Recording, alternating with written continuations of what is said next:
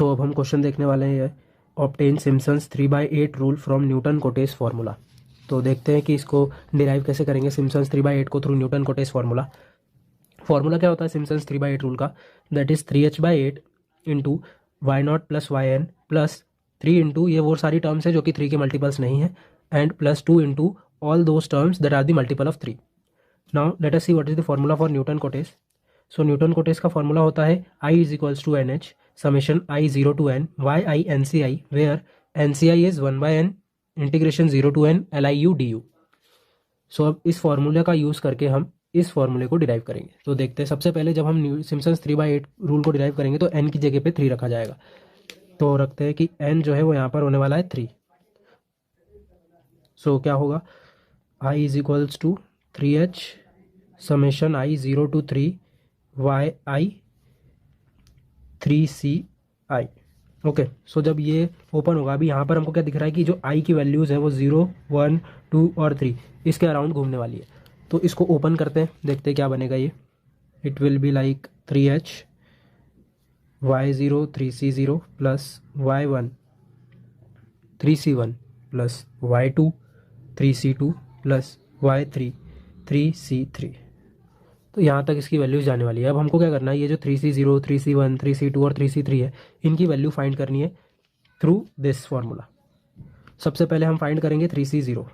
सो 3c0 क्या होगा, ये लिखा है formula that 1/n 0 to n and LIU DU। So n की वैल्यू है क्या 3, तो वो हमने यहाँ लिख दी। 0 to n जा रहा है, दैट इज 0 to 3 जा रहा है, और LIU DU अभी हम 0 के लिए इंटीग्रेट कर रहे हैं तो 0 नहीं लेंगे, बाकी सारी वैल्यू लेंगे, that is u-1 into u-2 into u-3। अब नीचे 0 ले लेंगे, दैट इज 0, -1, 0, -2 एंड 0, -3। अब इस इक्वेशन को ओपन करते हैं, मतलब मल्टीप्लाई करते हैं, क्या आएगी। सबसे पहले इन दोनों का मल्टीप्लाई करवाते हैं। So it will be 1/3 0 to 3। सो इसको मल्टीप्लाई कराएंगे तो ये हो जाएगा u² minus u minus 2u plus 2, और ये इक्वेशन एज इट इज़ यहीं लिखे रहने दी। डिवाइड में है माइनस माइनस माइनस, अल्टीमेटली ये माइनस ही होने वाला है, और 3 2 क्या हो जाएगा 6, 1 1 ही रहेगा। सो ये आएगी। अब इन दोनों का आपस में मल्टीप्लाई कराएंगे। 3c0 1/3 0 to 3 u³ minus 3u² minus u² plus 3u minus 2u² plus 6u plus 2u minus 6। ये बस मल्टीप्लिकेशन चल रहा है सिंपल, और नीचे माइनस का 6 है। जैसे u² इंटू यू किया तो u³ आया, u² माइनस 3 किया तो 3u², सेम माइनस u का u से किया तो माइनस u²। तो ऐसे करके जब पूरा मल्टीप्लाई करेंगे तो ये आएगी वैल्यू, और नीचे -6 चल रहा है। आफ्टर दिस अब इसमें जैसे ये 3u² u² जितनी भी एक जैसी टर्म्स हैं उनको ऐड करते हैं। 3c0 1/3 0 to 3 u³ minus 6u² हो जाएगा, 3u² plus u² will be 4u² and this 6u²। Then ये 3u 6u and 2u will be 11u, और माइनस का 6 एज इट इज़। नीचे क्या है -6। तो ये जो नेगेटिव जो नीचे चल रहा है इसको ऊपर भी मल्टीप्लाई अगर हम कर दें तो क्या हो जाएगा, ऊपर नीचे नेगेटिव से मल्टीप्लाई करेंगे तो ऊपर के साइन चेंज हो जाएंगे। जैसे 1/3 0 to 3 ये क्या हो जाएगा, माइनस का u³, ये हो जाएगा प्लस का 6u², ये हो जाएगा माइनस का 11 and this will be plus का 6। और ये 6 को मैं बाहर भेजूँ तो 6 3 से क्या हो जाएगा 18, तो इसको मैंने डायरेक्ट यहाँ पे 18 लिख दिया। अब इसको इंटीग्रेट करते हैं इस टर्म को। 3c0 is equals to 1/3। अब इंटीग्रेट किया तो माइनस u³ का हो जाएगा minus u4/4 plus 6u³/3 minus 11u²/2 plus 6u, and 0 to 3 चल रहा है अभी भी।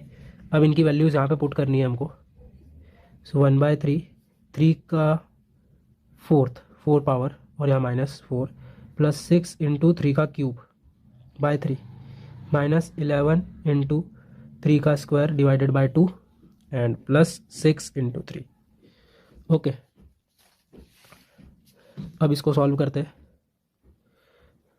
3c0 और ये बाहर 1/18 चल रहा था। 3 की पावर 4 में होता है, माइनस में ये माइनस चल रहा था, ये और ये 81 प्लस 4, ये एक 3 से यहाँ का 3 कैंसिल हो जाएगा। सो 3² इज़ 9 एंड 6 9 54। यहाँ पर लिख देंगे 54। देन 3 स्क्वायर इज़ 9, 11, ये हो जाएगा माइनस का 99/2 प्लस ये हो गया 18। ओके, अब इसके बाद जब हमने ये पूरा सॉल्व करेंगे तो हमारे पास 3C0 की वैल्यू आएगी 1/8। ओके, सो ये हमारी 3C0 की वैल्यू आई। अब ऐसे ही हम 3C1, 3C2 एंड 3C3 निकालेंगे। तो अब 3C1 निकालते हैं। 3C1 कैसे निकलेगा? Same 1/3 0 to 3 LIU DU। अब इसमें 1 के लिए हम निकालेंगे तो 1 को इंक्लूड नहीं करेंगे, जैसे U-0 होगा, U-2 होगा एंड U-3 होगा, बट वहाँ 1 नहीं है और 1 हम नीचे लिख लेंगे, दैट 1-0, 1-2 एंड 1-3। ओके, सेम वही चीज़, इसका इक्वेशन का मल्टीप्लिकेशन करना है और नीचे भी मल्टीप्लाई करना है। तो मैं डायरेक्ट लिख के बताता हूँ क्या आएगा। तो इनका आपस में मल्टीप्लाई कराने के बाद ऊपर आएगा U³ minus 5U square plus 6U, और नीचे क्या है हमारे पास, यहाँ 1 है, यहाँ 1 - 2 से आएगा माइनस का 1 और यहाँ आएगा माइनस का 2। तो -1 × -2 विल रिजल्ट 2 और 2 × 1 विल रिजल्ट 2। सो यहाँ पे आ गया 2। अब इस 2 को हम बाहर भेज देते हैं तो ये हो जाएगा 1/6 इंटीग्रेशन फ्रॉम 0 to 3 ऊपर की। अब ये इंटीग्रेशन कर ही देते हैं यहाँ डायरेक्ट हम। तो इसका जब इंटीग्रेशन करेंगे तो U³ क्या हो जाएगा, U4/4 माइनस 5U³ 3 प्लस वो हो जाएगा 6U²/2। ओके, सो ये हो जाएगा और वैल्यूज जा रही है 0 to 3 की। तो वैल्यूज रखते हैं, यहाँ पर काट देते हैं, ये हो जाएगा 3U²। अब 1/6 वैल्यू रखी यहाँ पर, ये हो जाएगा 3 की पावर 4 होता है 81, सो 81/4 माइनस 3 और एक नीचे भी 3 है तो ये हो जाएगा 3 का स्क्वायर बचेगा ऊपर। सो 3 का स्क्वायर इज 9, 5 9 45 प्लस यहाँ पर क्या है 3U² दैट इज 3 × 3 का स्क्वायर मतलब 9 × 3 दैट इज 27। सो ये बचा है। अब इसको सॉल्व करेंगे तो -45 प्लस 27, इसका आंसर क्या आएगा, माइनस का 18। ओके, सो अब एलसीएम लेते हैं। 1/6 as it is, 18 minus 81 minus 18 × 4 divide में 4। ओके, सो 18 4 ज़ा 72। सो ये हो जाएगा 1/6 81 माइनस 72 डिवाइडेड बाय 4। ऊपर कितना आएगा 9। सो अब हमारे पास बचा है 1/6 × 9/4 दैट इज 3 2 6, 3 3 9 और ये भी आ गया 3/8। 3C1 है, जो 3C1 की वैल्यू आई है हमारे पास 3/8। ओके, सो ये आया 3C1। अब हम कैलकुलेट करने वाले हैं 3C2। तो एक हमारे पास फॉर्मूला होता है दैट इज NCI जो है वो इक्वल किसके होता है, NCN-I के।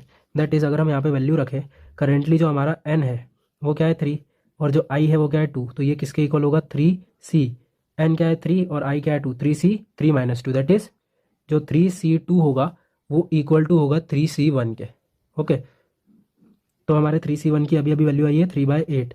सो वही वैल्यू आएगी हमारे 3C3 की, दैट इज 3C2 की, सॉरी 3C2 इज 3/8।